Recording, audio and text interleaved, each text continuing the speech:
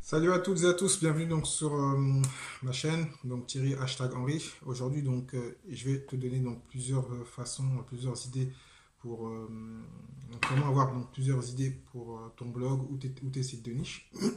Si tu ne connais pas la chaîne, donc on parle donc de web marketing, de blogging, d'affiliation, d'e-commerce, dropshipping, Amazon FBA, enfin tout ce qui est gagner de l'argent en ligne. Et comme j'ai 10 ans d'immobilier, donc je parle aussi quelquefois d'immobilier quand on me pose des questions ou quand j'ai envie d'en parler. Tout simplement.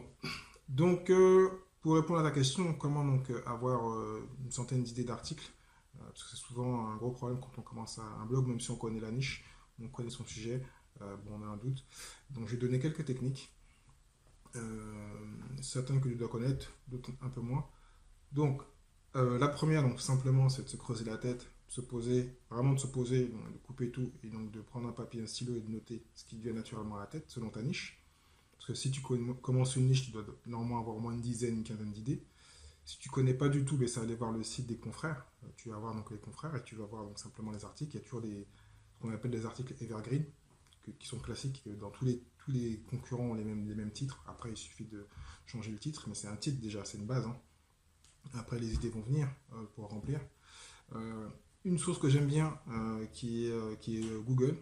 Tu tapes dans Google donc des requêtes ou ton mot-clé donc de niche, imaginons que dans le mariage, bah, tu mets mariage et tu auras des premiers articles. Ou sinon, tu vas tout en bas de Google, tu descends, tu scrolls et en bas, tu auras d'autres idées qui sont liées au mot que tu as mis ou à la phrase que tu as mis. Et en plus, souvent, ces mots-là donc, sont des recherches liées et en plus, ce sont souvent des mots-clés et des titres qui sont plutôt longue traîne. Donc, c'est pas juste un mot, c'est comment faire ceci. Donc, plus c'est long, mieux c'est. Surtout si tu es sur un marché où tu as une très grosse concurrence. Donc, essayer de ranker sur un mot-clé où il y a plus de 100 000 requêtes par mois, ça ne sert à rien. Donc, vous mettre, comme j'ai déjà dit, entre 1000 et 10 000 mots-clés.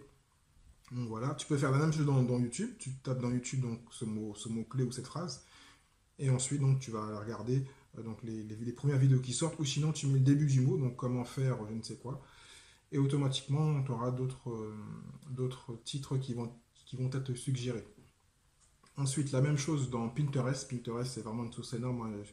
Pinterest et Quora, que j'allais parler après, mais je t'en parle maintenant. Donc, tu as beaucoup d'idées.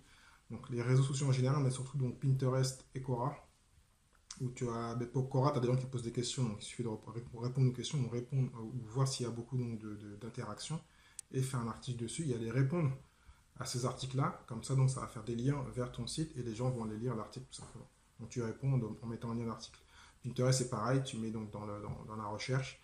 Et donc, tu auras soit des tableaux donc directement spécifiques à ton domaine ou à ta niche, soit en cherchant, donc, tu auras donc des requêtes et des demandes, différentes affiches. Voilà. Après, donc, bah, les réseaux sociaux en général, donc Reddit, qui est moins connu en France, mais qui est pas mal.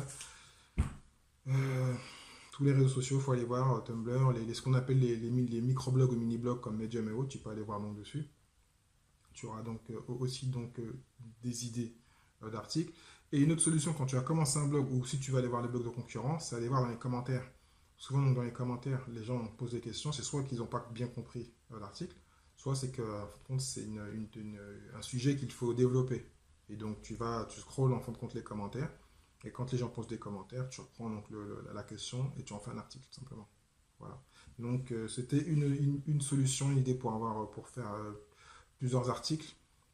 Après, si tu veux t'embêter, être plus technique, c'est plutôt lié à la recherche des mots-clés, mais que tu vas sur Google Trend, ou tout ce qui est donc ce type de logiciel, Uber Suggest et autres, donc tu fais plutôt une recherche de mots-clés. Et ensuite, tu auras donc des suggestions qui sont liées aux mots-clés. Donc Google Trend pour voir ce qui est à la mode par rapport à ton domaine. Et puis tous les types de logiciels où tu peux juste faire des requêtes.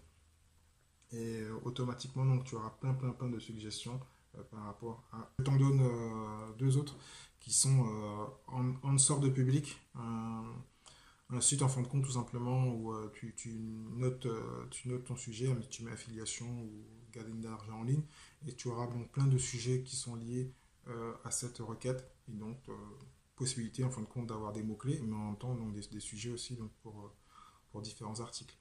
Après une autre solution c'est aussi donc une qui est toute simple, c'est de prendre des bouquins donc, sur ton domaine, sur ton sujet. Et logiquement, en lisant, comme ça c'est un domaine du créatif, les idées vont venir. Si tu es comme moi, tu lis un bouquin, tu lis deux, trois pages, tu te dis, ah, ça fait penser à un article que je pourrais faire, et tu le notes. Donc il faut toujours avoir soit le marquer sur ton téléphone portable, soit avoir donc quelque chose pour écrire. Et donc dès que tu as l'idée, tu la notes. Donc tu bouquines, et puis logiquement des idées vont venir d'articles.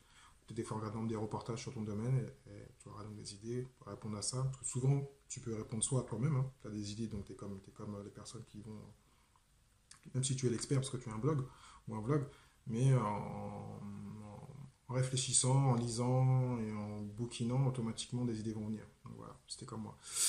Donc j'espère que j'ai répondu à la question. Donc comment avoir donc, une centaine d'idées pour un blog ou un vlog ou des sites de niche.